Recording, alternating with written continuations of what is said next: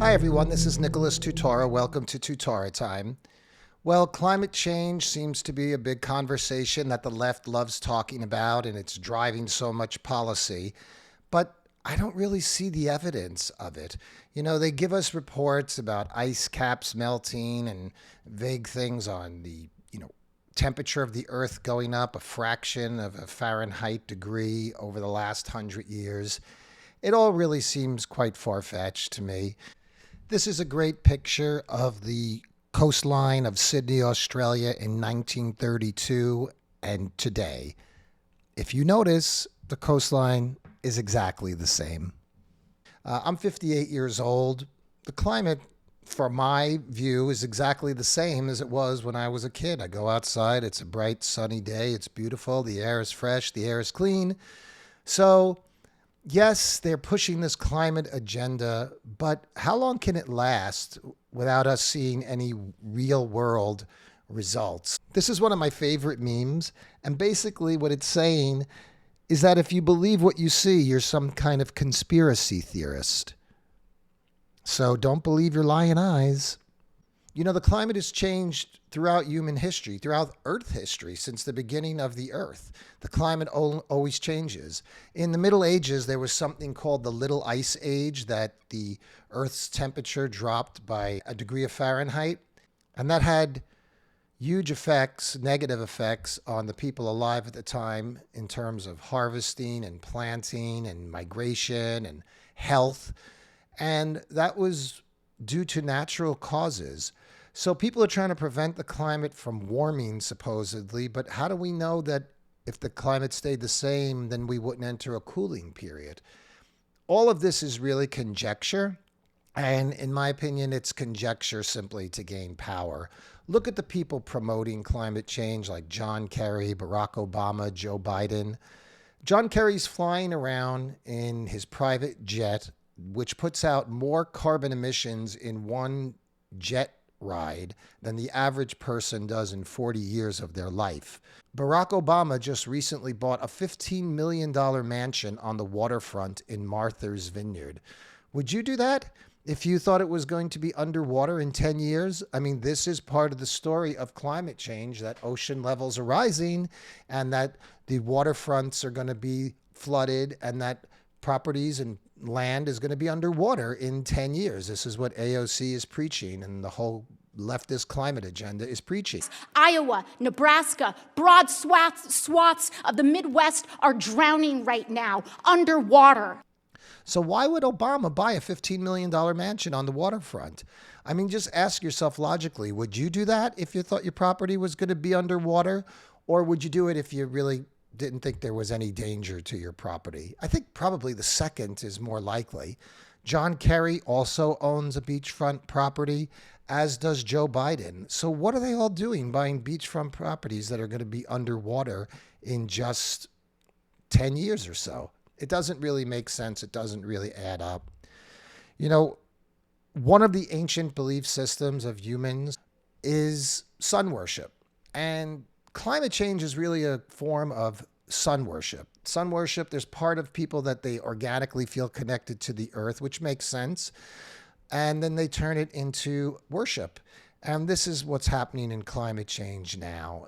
It's almost a worship. It's doesn't even matter what facts you present to people. It doesn't even matter what evidence they have. People are going to believe in climate change.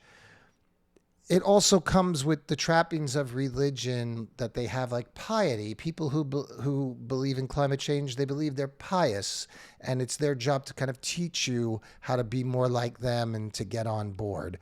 So it's a very strange thing. They've abandoned traditional religion, Christianity, Judaism, that teach love your fellow man, and they've replaced it with this man-made religion that is kind of devoid of morals. There's a vague morality of that we're going to take care of the whole planet, but that's not an interpersonal morality. There's no love your neighbor as yourself. They'll insult you, they'll humiliate you, they'll put you down, they'll mock you if you don't agree with their philosophy, with their climate change. So that's not really a moral stance as far as I'm concerned. And the other thing is, who trusts the readings, the scientific readings of 100 years ago? I mean, if the Earth's temperature has risen a certain amount over the past 100 years, that means 100 years ago in 1920 or 1900, even going farther back, we had to have accurate readings of global mean temperature. That's not possible. That's not really a reality. What climate change is really aimed at is control. You need a super philosophy. If you're part of a cabal that wants to transform the world and wants to have more power over what people can and can't do, and which countries rise and which countries fall, you need an overarching philosophy, and that philosophy is the climate, because we're all subject to the climate. And if you don't do your part to save the planet, then you're going to be a really bad person. So we could convince people to go along with it based on that. We're basically shaming them into submission. But as I said, the people who run this scam, like Barack Obama and those like him, they don't believe it, and their actions speak louder than words, as they say, and their actions show that they don't actually believe what they're preaching at all. They're destroying society in the name of this. The other thing is, how long are people going to wait before they see there's no real change in the climate around them before they start to jump off this bandwagon? In my opinion, it's also another form of arrogance, just sheer human arrogance, believing that we could control the planet and we can control our environment. We can't even control ourselves, okay? George Carlin used to made this joke a long time ago, that we don't even know how to care for one another, but we're going to save the planet. I mean, it's kind of absurd. We're so self-important, Everybody's going to save something now. And the greatest arrogance of all, save the planet. What? Are these fucking people kidding me? Save the planet? We don't even know how to take care of ourselves yet. We haven't learned how to care for one another. We're going to save the fucking planet? I'm getting tired of that shit. Hey, I'm tired of these self-righteous environmentalists, these white bourgeois liberals who think the only thing wrong with this country is there aren't enough bicycle paths. Besides, environmentalists don't give a shit about the planet. They don't care about the planet. Not in the abstract, they don't. You know what they're interested in? A clean place to live. Their own habitat. They're worried that someday in the future they might be personally inconvenienced. Narrow, unenlightened self-interest doesn't impress me. Besides, there is nothing wrong with the planet. Nothing wrong with the planet. The planet is fine. If those who really believe global warming is true, climate change, whatever you want to call it, then why don't they just get off the grid? Why doesn't Bill Maher's studio go dark? Why doesn't CNN pull themselves off the air? Why doesn't John Kerry at least use a commercial airliner than his own private jet? Why are they doing things that go against or that add to global warming? If every single person who believed in global warming got off the grid, stopped using oil and electricity, that would certainly drop the carbon emissions enough to make them happy. It would be about the same. If half the country decided to get off the grid, that would lower carbon as much as everybody lowering it a little bit. And Joe Biden, according to Joe Biden, only 15% of the world's carbon emissions come from the United States. I mean, if we're only 15% and we lower that a little bit, that's not going to have a major impact on the planet, on the globe. And you're never going to get countries like China and India and developing nations in Africa and the Middle East and anywhere else, Eastern Europe. You're never going to get people to go along with deindustrializing in the name of climate. Energy is what drives everything. It drives you, it drives me. We need to eat for energy. And the oil, the energy that supplies the world is what has made the modern world.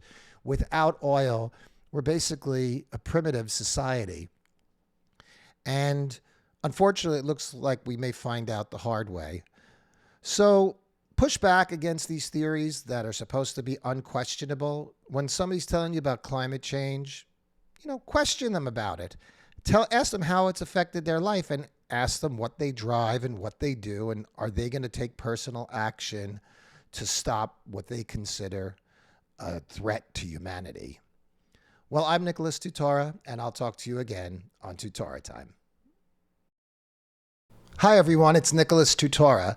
Now more than ever, it's so important to keep free speech alive. So make sure you click the subscribe button so you can stay part of our conversation.